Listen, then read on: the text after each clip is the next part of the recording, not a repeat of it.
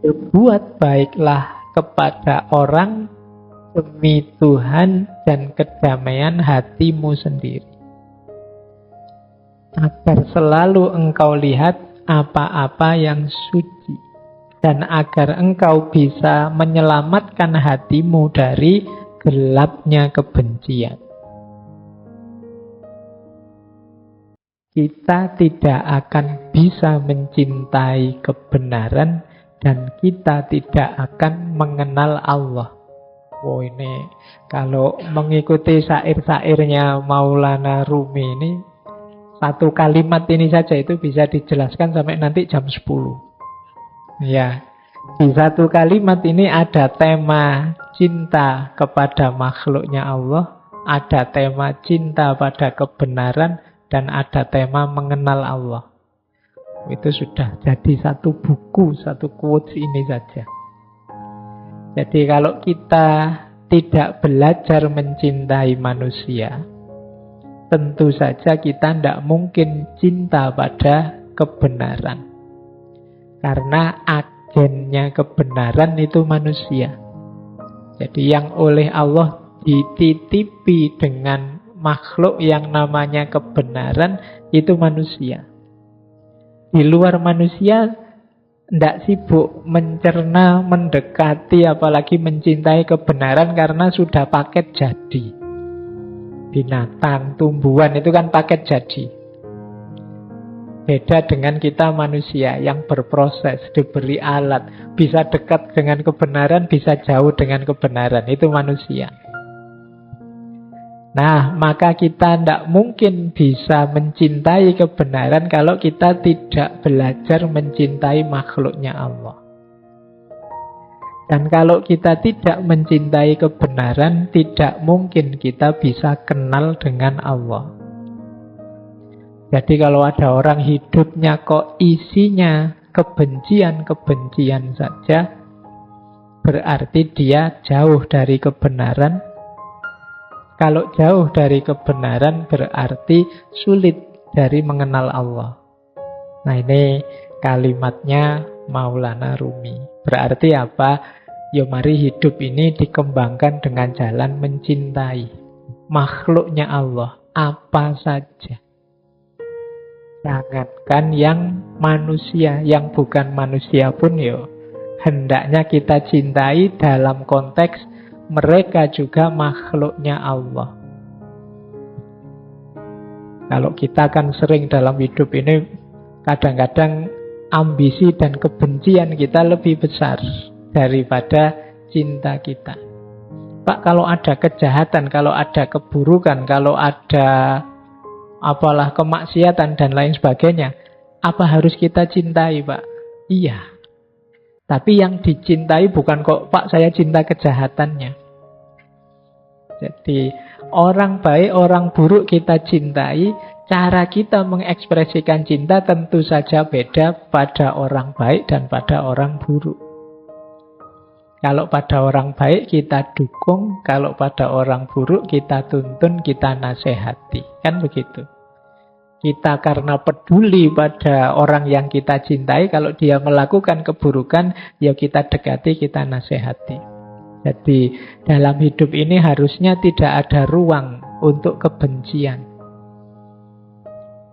Kalau kita memberi ruang untuk kebencian, kita sebenarnya sedang nabrak kebenaran. Karena betapapun yang terjadi, yang kelihatan, yang ada, itu kan sebenarnya kalau memang benar terjadi berarti ketetapannya Allah. Kalau itu ketetapannya Allah, kita membenci fenomena, kita membenci fakta, kita membenci kenyataan, itu kalau pakai kalimatnya bahasa Indonesia kan berarti sama dengan membenci ketetapannya Allah. Jadi mari kita cintai apa saja, tentu saja dengan cara mencintai yang tidak seragam dan tidak sama. Jangankan untuk yang beda-beda, yang mirip saja kan kita ekspresi cintanya beda. Misalnya punya teman yang satu sudah menikah, yang satu baru SD. Itu kan cara kita mengekspresikan cinta kita pada mereka kan beda. Kalau yang masih SD mungkin dibelikan mainan, mobil remote, itu senengnya luar biasa. Kalau sudah menikah, kalau dibeliin mobil remote kan mereka rasanya sudah tua, sudah punya istri kok dibeliin mobil remote. Nah kalau untuk anak SD cocok. Jadi ekspresinya beda-beda. Sama nanti dengan orang baik, orang buruk. Jadi ini yang dimaksud oleh Maulana Rumi. Berarti siapa saja kita jadikan teman, kita cintai. Bahkan tidak hanya manusia, semua makhluknya. Kalau kemarin kita belajar etika lingkungan itu, keluarga kita kan tidak hanya yang manusia, bahkan tidak hanya makhluk hidup. Makhluk tidak hidup pun yang jenisnya abiotik juga harus kita cintai. Jadi dasarnya persahabatan, pertemanan kita dengan semua makhluknya Allah itu kebenaran dan cinta. Yang kebenaran dan cinta itu muaranya nanti adalah pengenalan kita pada Allah. Jadi persahabatan kita nanti hakikatnya adalah jalan kita untuk lebih dekat mengenal Allah.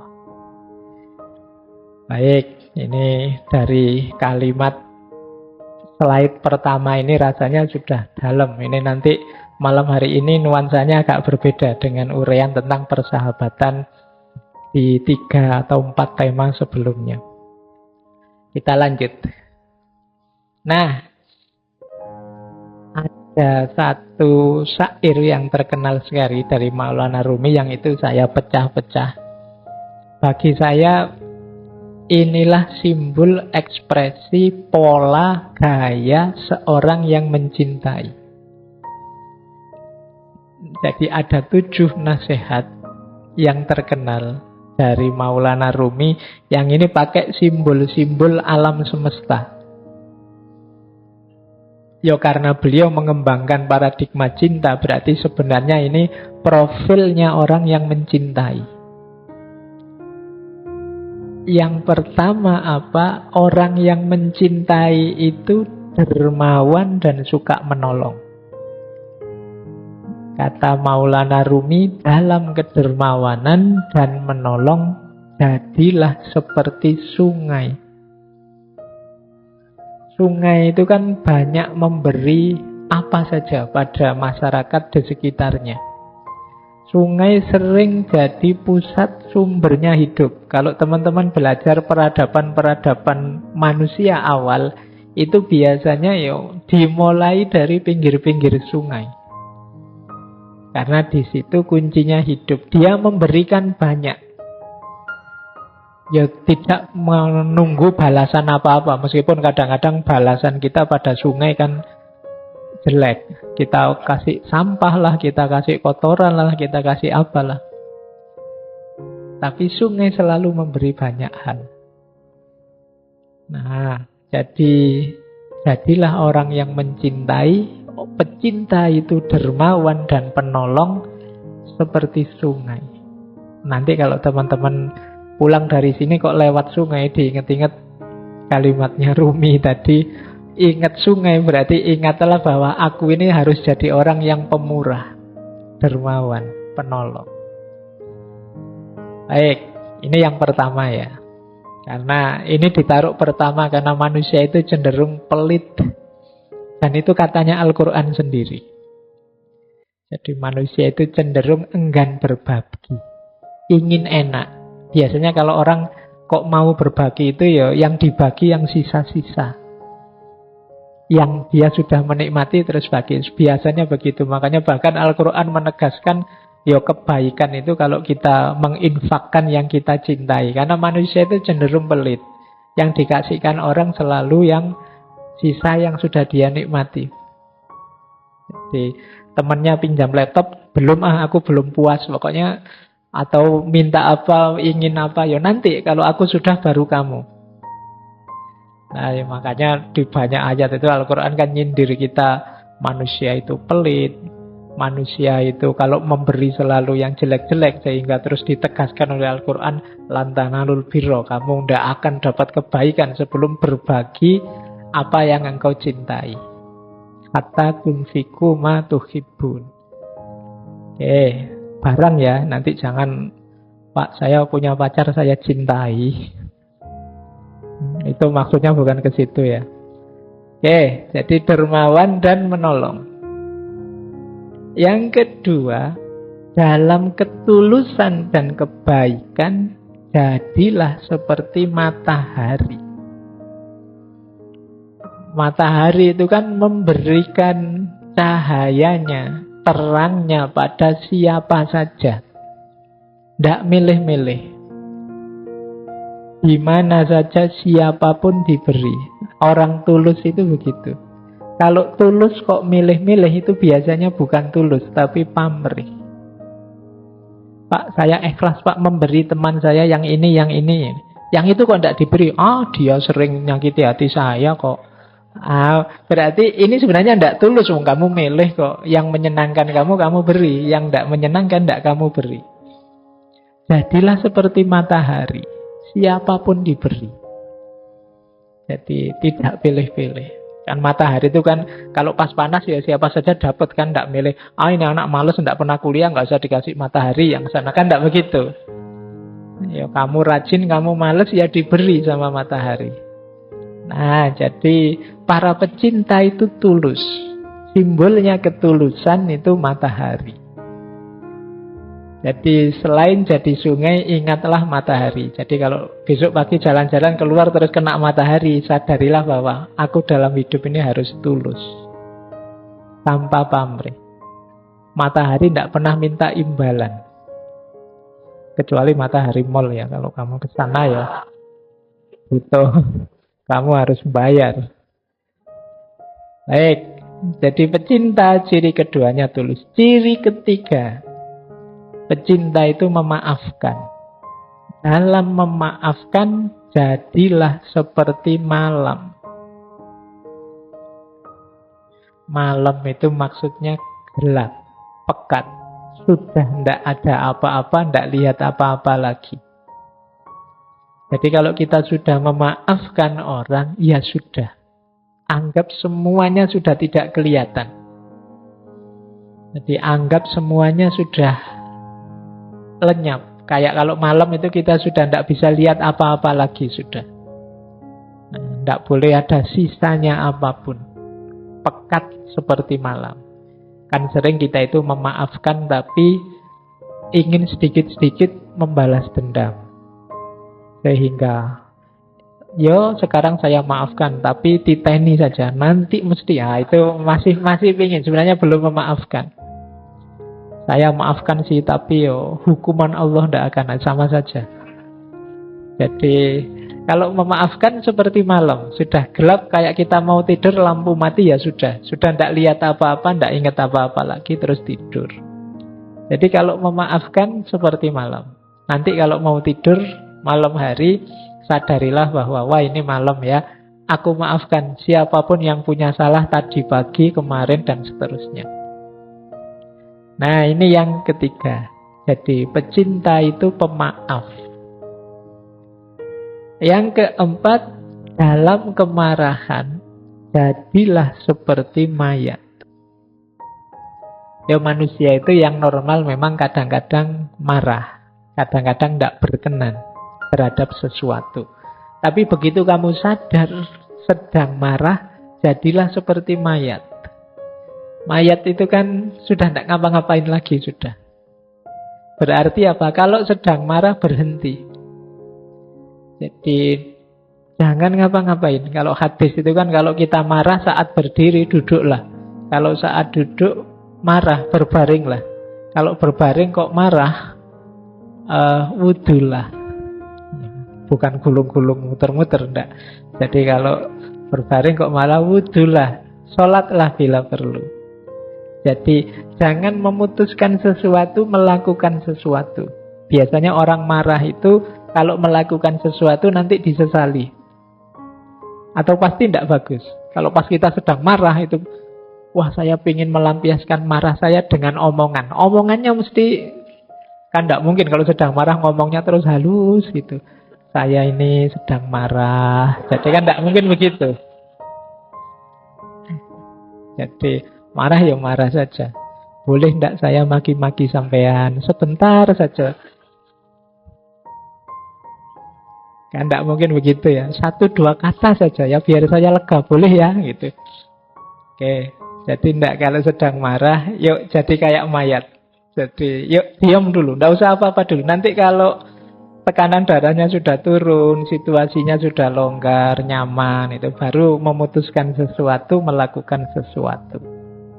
Termasuk pada siapapun yang kita cintai. Jadi kadang-kadang kita tidak cocok, rame, gegeran, marah dengan yang kita cintai. Mungkin saudara kita, anak kita, siapa saja. Yuk, ketika sedang marah, narik diri dulu. Nanti saja ngomongnya, nanti saja melakukan sesuatu. Yang kelima, saat kita sederhana dan rendah hati, jadilah seperti bumi. Jadi pecinta itu sederhana. Sederhana itu maksudnya apa adanya. Tidak dibuat-buat. Jadi, ya inilah aku apa adanya.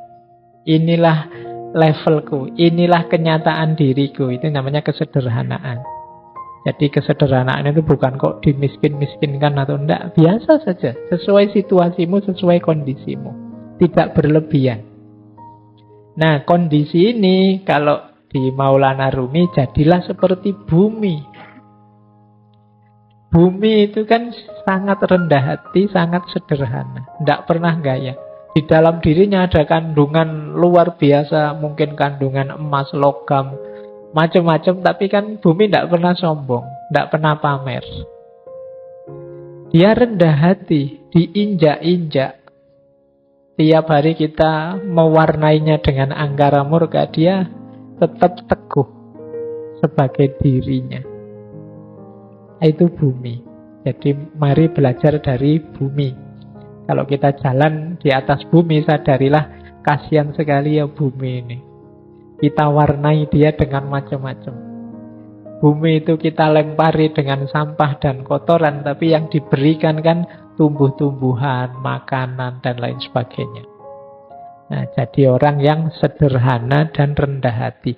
Bumi tidak pernah komplain, tidak pernah demo, tidak pernah mengeluh terhadap segala kelakuan kita. Dia selalu memberikan yang terbaik yang bisa dia berikan untuk kita. Selanjutnya, toleran. Para pecinta itu toleran. Simbolnya apa? Laut. Laut itu kan dia menampung apa saja. Karena dia luas, maka apa saja bisa masuk. Baik itu yang indah-indah, yang kotor-kotor, semuanya masuk, ditampung oleh laut. Sungai itu kan membawa apa saja, ya terakhirnya di laut. Aliran apa saja, ya finalnya di laut. Jadilah toleran. Toleran itu terbuka menerima apa saja sebagaimana laut. Jadi laut itu kan simbol kelonggaran, kelegaan, keluasan. Kalau teman-teman sedang jenuh, suntuk, itu kan biasanya terus jalan-jalan ke laut kan rasanya lapang, longgar. Ketika kita melihat laut. Nah, jadi ini simbol toleransi. Berarti kalau nanti ada konflik, marah-marah, wah ini berarti sedang sempit, kurang piknik, ayo jalan-jalan ke laut. Biar longgar hatinya.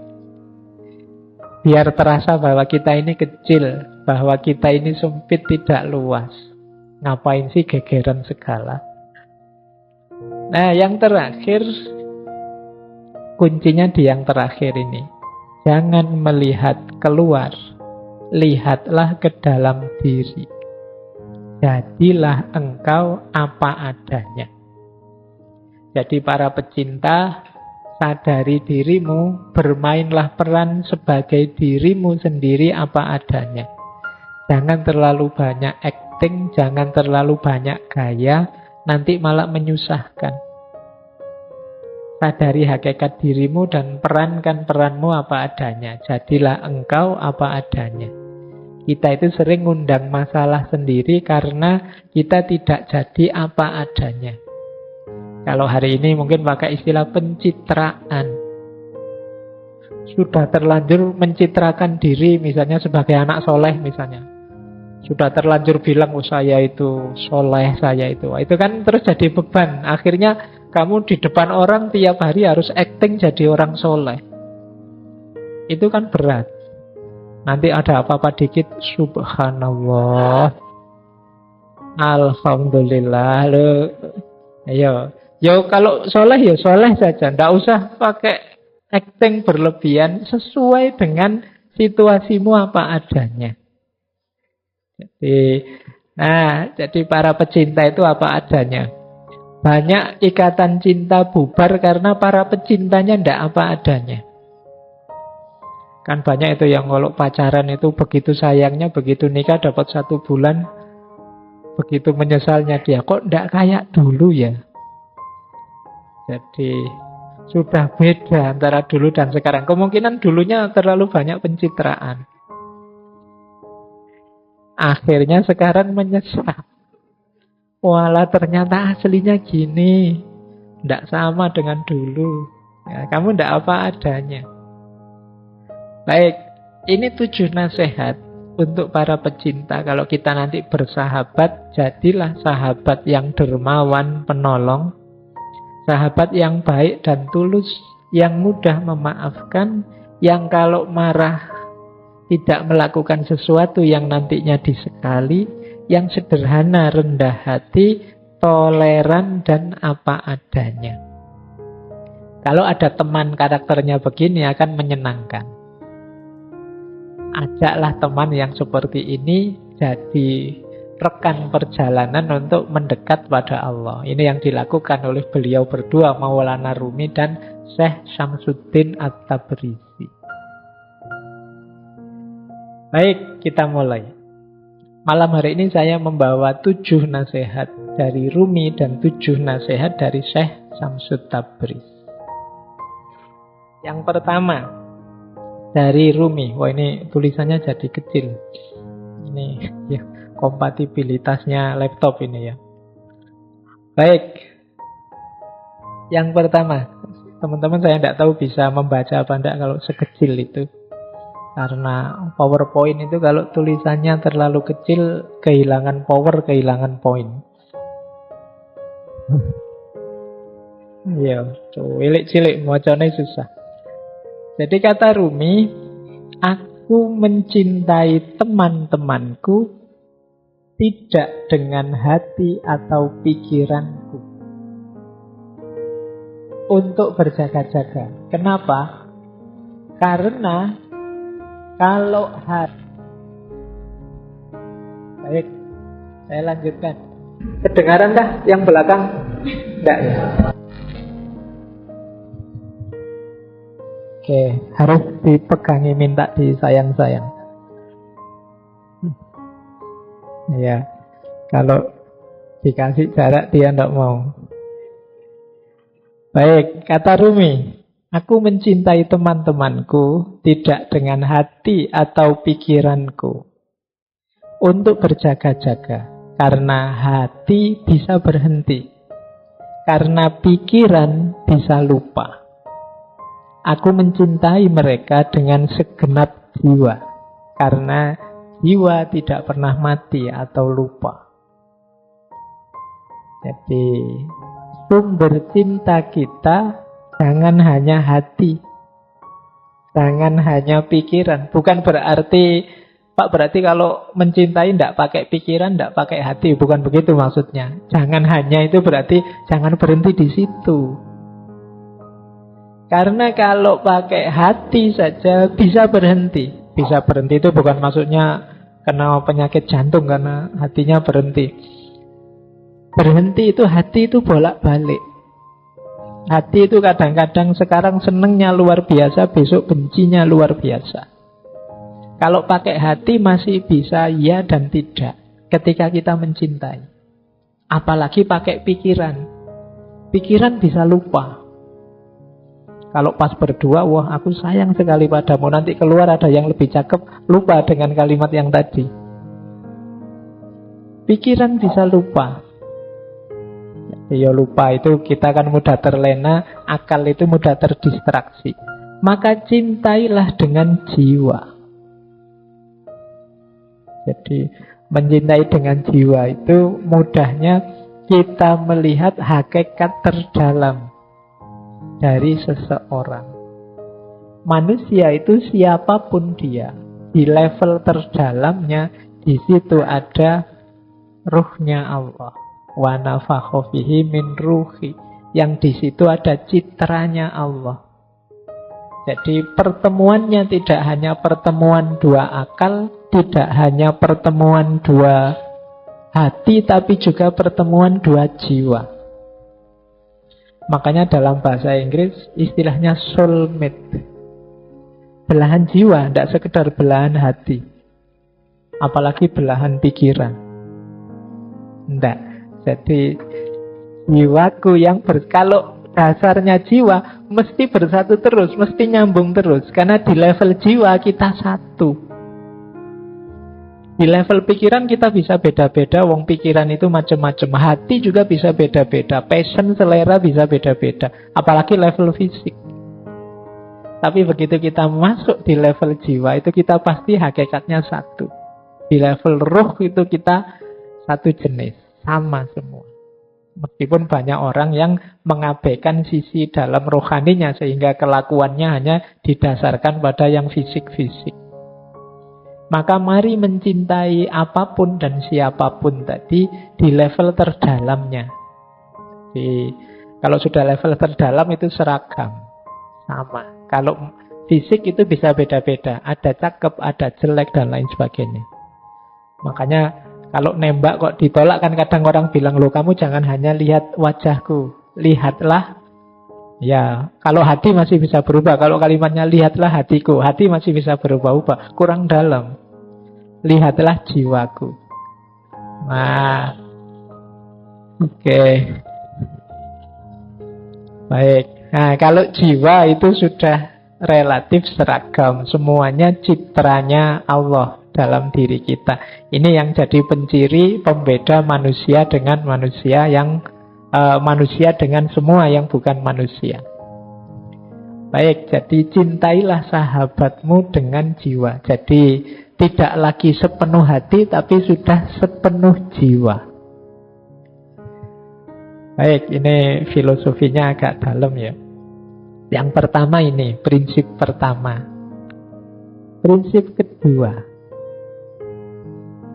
Ini dari salah satu syairnya Maulana Rumi.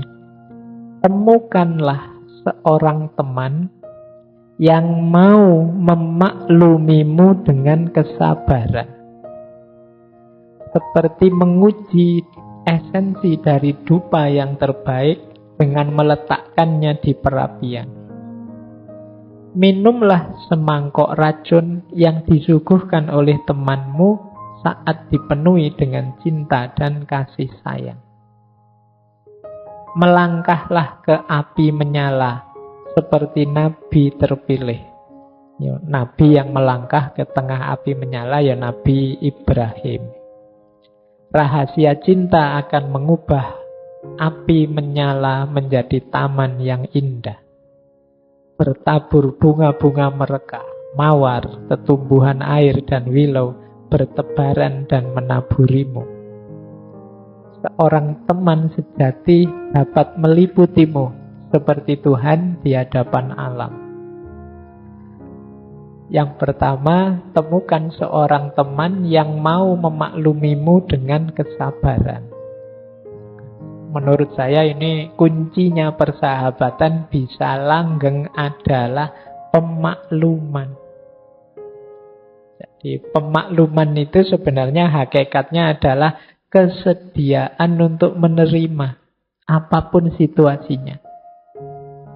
Makanya kan banyak kalau istilah ada apa gitu, ada kalimat harap maklum. Harap maklum itu mungkin sesuatu yang tidak menyenangkan tapi mohon dimaklumi.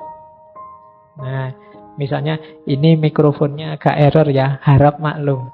Nah, ini mungkin tidak seperti yang diharapkan, tapi tolonglah mengerti. Ini kalau sahabat pasti bisa. Yang sulit untuk memaklumi pasti bukan sahabat. Ya sebenarnya aku harus bayar utang sekarang, tapi kok ya belum ada ya, harap maklum. Nah, ini ya nek terus-terusan yang jengkeli. Jadi, ini kunci persahabatan. Jadi memaklumi dengan kesabaran. Bisa menerima apa adanya kita, apapun situasinya. Yang kedua, sahabat itu tangguh. Tidak mudah luntur, tidak mudah bubar karena ujian, goncangan, cobaan. Seperti dupa yang dilempar di perapian. Jadi, untuk menguji dupa itu kan dibakar. Baik tidaknya dupa itu kelihatan saat dibakar. Persahabatan juga begitu. Tangguh tidaknya kelihatan saat ada masalah, saat ada ujian. Jadi ciri kedua itu, orang yang bersahabat itu biasanya ya tidak masalah. Meskipun seperti apapun engkau memberiku masalah, aku terima. Berarti ini sahabat yang sejati.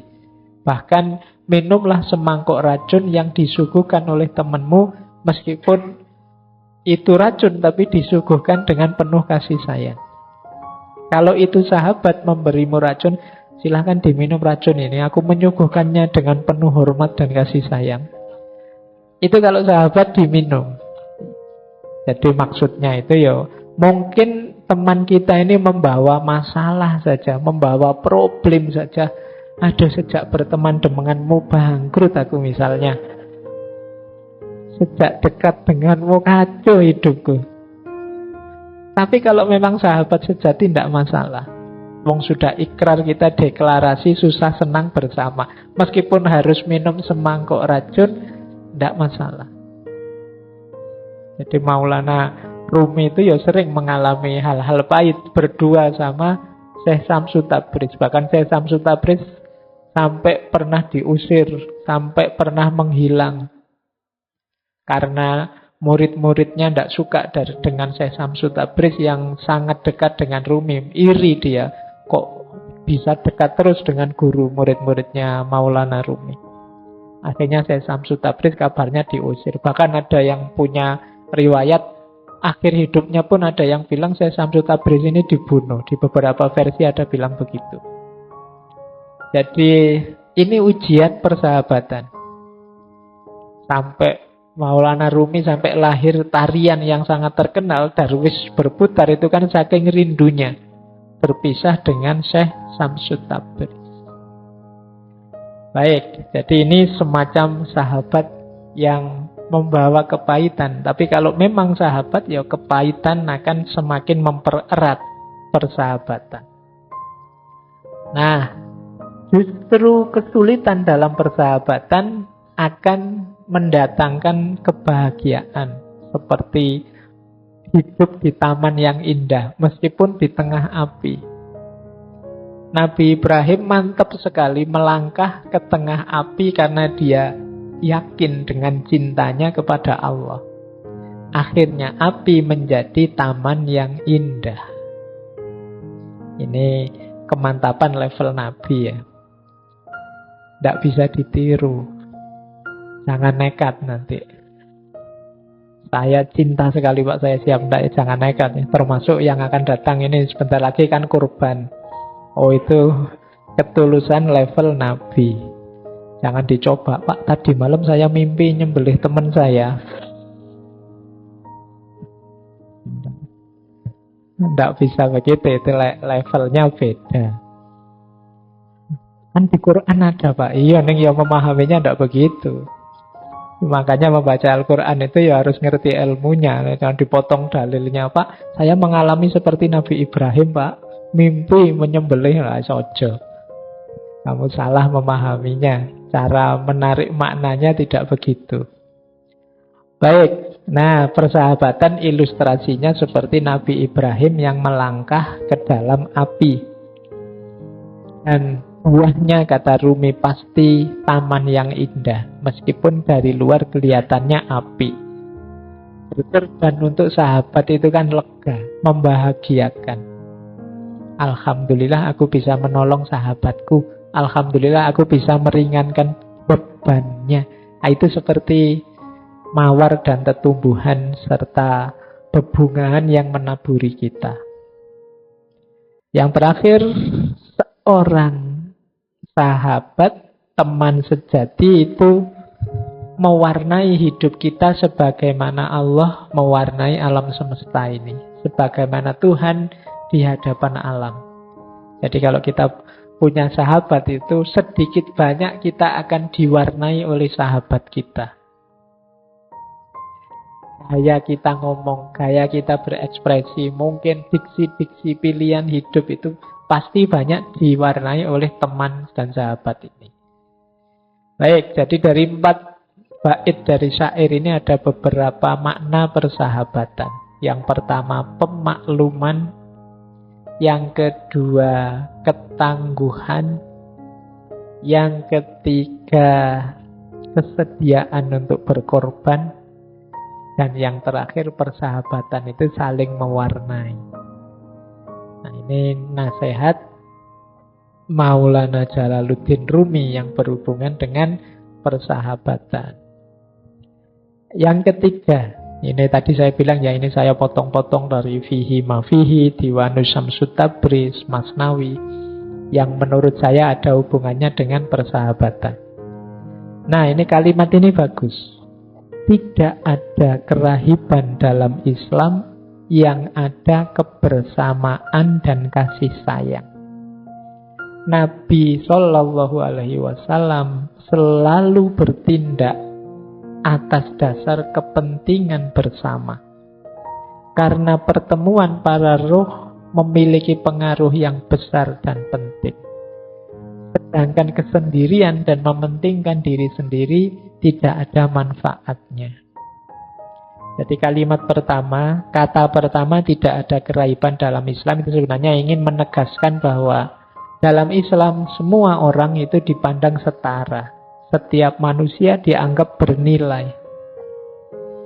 Jadi tidak boleh level. Manusia itu tidak boleh ada yang diposisikan level, ini manusia posisi tinggi, ini manusia posisi rendah.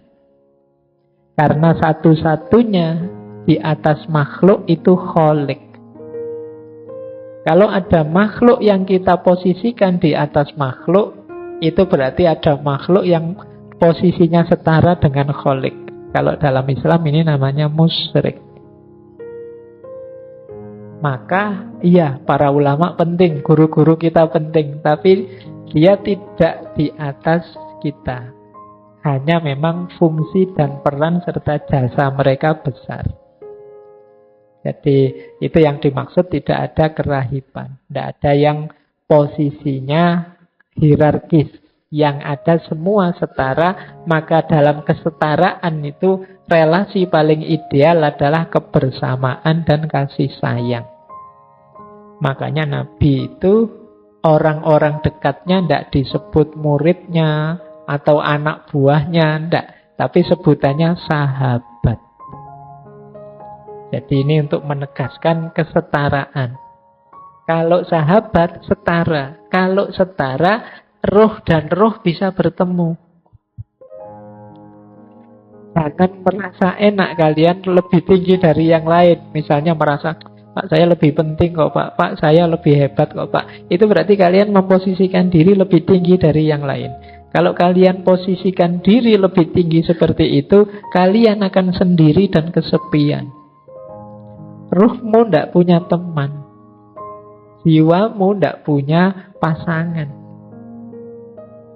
Jadi relasi ideal itu relasi kebersamaan dan kasih sayang. Kalau ada kepentingan, ya kepentingan bersama, bukan kepentingan sendiri yang egois. Jadi dasarnya pertemanan itu ya pertemuan antara dua jiwa. Dua jiwa mungkin bertemu kalau itu sejajar, setara. Kalau kita dekat gini kan bisa langsung ketemu kan gitu. Tapi kalau ke atas berat. Sulit kita ketemu kalau ranking. Kalau teman-teman misalnya menganggap saya, Pak Faiz lebih tinggi dari saya, itu kan mendekat saja mungkin agak gimana, wah, karena tidak setara. Tapi kalau kita setara, lebih mudah bergaul, lebih mudah berkomunikasi. Makanya coba teman-teman membaca sirah itu, riwayatnya Rasulullah itu, dengan para sahabat kan sangat akrab, dekat. Karena positioningnya setara. Banyak momen, banyak peristiwa, baik yang serius maupun yang menggambarkan keakraban, suasana kemanusiaan banyak. Kenapa? Positioningnya setara. Baik, jadi ini rahasia persahabatan. Jadi yang ada adalah kebersamaan, kasih sayang, dan kesetaraan. Kok di antara sahabat merasa level? Yo, dia sahabat saya sih Pak, tapi saya lebih tinggi Pak. Dia selalu nyontek, saya yang diconteki terus misalnya. Kalau ada level begitu, dua jiwa tidak akan bertemu. Saya yang neraktir terus Pak, dia yang minta ditraktir. Berarti saya lebih tinggi, dia sebenarnya anak buah saya hitungannya misalnya. Ini tidak mungkin persahabatan, tidak mungkin dua jiwa bisa bertemu. Maka kuncinya persahabatan, pertemuan dua jiwa. Baik, ini petunjuk yang ketiga. Posisikan diri kita setara di hadapan sahabat-sahabat kita. Jangan merasa lebih tinggi, jangan merasa lebih jago, jangan merasa lebih benar, dan lain sebagainya. Baik, saya lanjut. Yang keempat, berbuat baiklah kepada orang demi Tuhan dan kedamaian hatimu sendiri. Agar selalu engkau lihat apa-apa yang suci, dan agar engkau bisa menyelamatkan hatimu dari gelapnya kebencian. Berbuat baiklah kepada orang demi Tuhan. Demi Tuhan maksudnya untuk Tuhan ya, bukan orang lagi mengamuk-ngamuk sumpah demi Tuhan, bukan itu. Jadi demi Tuhan itu ayo nawaitunya untuk Tuhan. Dan kedamaian hati, mesti nanti hati kita damai. Kalau dalam Islam ada konsep fillah dan lillah. Fillah itu kita bersahabat di dalam Allah. Di dalam Allah itu dalam memang aktivitas yang secara formal, resmi, ini aktivitas yang mendekatkan kita pada Allah. Ya mudahnya fillah itu ya dalam ibadah-ibadah. Kita bersama-sama sholat jamaah, itu namanya kebersamaan fillah. Jadi di dalam Allah. Nanti ada lillah. Lillah itu aktivitas apapun. Mungkin bukan ibadah yang formal, yang mahdo, yang seperti sholat, zakat, dan lain sebagainya. Mungkin sekedar bersama-sama melakukan aktivitas apa, belajar bersama atau santai bersama dan lain sebagainya, tapi nawaitunya lillah, untuk Allah. Misalnya, yuk makan bareng yuk biar kita sama-sama sehat, sama-sama kuat, biar bisa ibadahnya tambah mantep. Nah ini aktivitas biasa, cuma makan, wong makan bareng, tapi terus jadi lillah. Karena Allah, nilainya ibadah. Ini juga demi Tuhan namanya. Jadi untuk Allah. Kalau dalam Islam itu kan aktivitas apapun, tidak harus aktivitas religius, bisa bernilai religius kalau niat nawaitunya pas. Bisa sebaliknya juga. Mungkin aktivitas keagamaan, tapi niatnya bukan untuk Allah karena Allah, ya bisa bernilai duniawi. Jadi ini maka penting faktor niat ini. Mari kita bersahabat itu konteksnya sepenuhnya fillah dan lillah. Kalau bisa begitu, akan ketemu dengan kedamaian hati kita, lebih nyaman. Tidak lagi relasi saling menaklukkan, menundukkan untuk pamrih-pamrih kepentingan yang macam-macam. Ini hanya untuk Allah saja. Lillah. Karena kalau tidak lillah nanti kita hanya dapat lelah. Ya, kalau ada, wah lelah aku meladenimu ini. Oh berarti belum lillah. Kalau lillah tidak mungkin hasilnya lelah. Baik, bahkan yang sepele-sepele dalam Islam itu ya bisa bernilai sangat mulia. Ketika apa? Niatnya pas. Sekedar makan di angkringan habisnya 6.500, itu bisa sampai ke surga. Kalau niatnya pas. Pak, saya makan ini, Pak. Saya tidak ingin berlebihan makannya. Saya 5.000 sudah cukup, tidak perlu kekenyangan. Biar nanti malam saya bisa tidur nyenyak, terus bisa bangun sholat tahajud. Loh, angkringan aja bisa membawa ke kemuliaan. Jadi itu contoh. Jadi apapun bisa lillah, apalagi yang fillah tadi. Nah, persahabatan itu antara lain dalam rangka ini. Dia medan berbuat baik demi lillah dan fillah. Nah, kalau kita bisa lillah tadi apa? Segala yang kita lihat itu suci, sakral. Segala yang kita lihat itu rasanya menghubungkan kita pada Allah. Melihat apapun, mungkin sering saya sampaikan ya, kita melihat apapun di sekeliling kita itu sebenarnya kan simbol dua. Kalau bukan jalaliyahnya Allah, keagungannya Allah, pasti jamaliyahnya Allah, keindahannya. Jadi melihat misalnya kayak tadi ya, mikrofonnya agak error. Itu kan kalau teman-teman hanya berhenti di mikrofon error, mungkin disambungkan sedikit dengan takmir atau dengan kualitas mic-nya dan lain sebagainya, ya dapatnya cuma itu. Tapi kalau kita melihat jalaliyahnya Allah, wah, maha kuasanya Allah ya. Manusia menyiapkan segala sesuatunya dengan jelimet, ya masih ada saja kurangnya. Betapa kita itu lemah. Kalau Allah ya dia kuasa segalanya. Loh, ini sekedar mikrofon error membawa kita pada Allah. Ini yang disebut kita bisa melihat apa-apa yang suci di sekeliling kita. Apa saja nanti berubah jadi sakral, berubah jadi suci. Kalau kita mampu menyambungkannya pada Allah. Sekedar gelas kesandung terus pecah. Misalnya kadang-kadang kan ada itu kalau lagi habis minum terus lupa berdiri peruang gitu. Itu kalau kalian berhenti di situ, berhenti di gelas pecah, paling ya ketawa. Puncaknya. Tapi kalau kalian bisa menyambungkannya, indahnya ya. Kuasanya Allah, apa-apa itu indah. Wong sekedar gelas pecah saja kita bisa gembira. Nggak usah repot-repot nonton stand up, tidak usah repot-repot, sekedar ada gelas pecah kita gembira, indahnya ciptaannya Allah ini. Nah, segala sesuatu jadi disambungkan pada Allah. Itu yang kalimat ini, agar selalu kamu lihat apa-apa yang suci. Kalau kita sudah bisa begini, selanjutnya apa? Hati kita akan selamat, bersih dari kebencian demi kebencian. Ada banyak alasan kita membenci sesuatu, tapi kalau alasan yang biasanya membuat kita benci itu kita sambungkan pada Allah, maka dia akan berubah jadi suci, jadi sakral, justru mendekatkan kita pada Allah. Misalnya ada orang yang kurang ajarnya luar biasa atau jahatnya luar biasa. Loh, itu kalau kita berhenti di fenomena kejahatan dan kekurang ajaran itu, lahirnya mungkin kebencian demi kebencian. Batin kita tidak selamat. Akhirnya apa? Jahatnya orang lain menjadi sumber buruknya kita. Ya yang jahat, kita yang benci. Kan akhirnya kita juga ikut jelek. Wong kita memelihara kebencian dalam diri kita.